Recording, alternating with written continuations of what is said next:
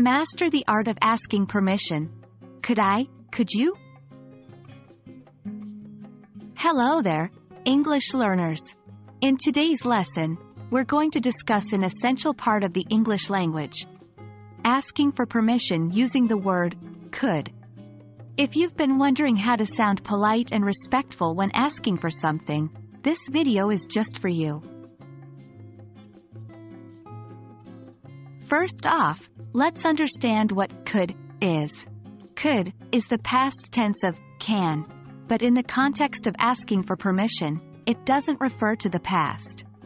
Instead, it's a polite way of asking for something in the present or future. For example, instead of saying, "Can I use your pen?" which can sometimes sound a bit direct or informal, you can say, "Could I use your pen?" to make it sound more polite. When we use could to ask for permission, it generally follows the structure. Could I? Or could you? Here are a few examples. Could I leave early today? Could you lend me your notes?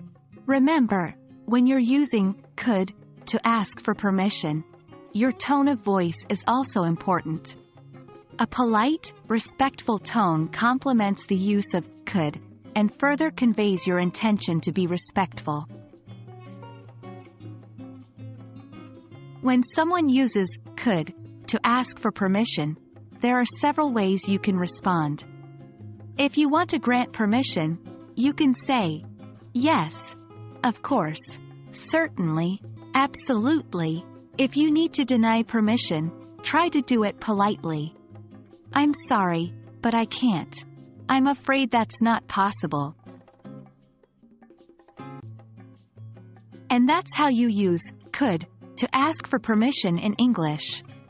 Remember, it's not just about the words we use but also the tone we use when speaking. So, the next time you need to ask for something, why not use could? It's a simple yet effective way to be respectful and polite. I hope you found this video helpful. Keep practicing, and you'll be mastering these nuances in English in no time. See you in the next video. Happy learning!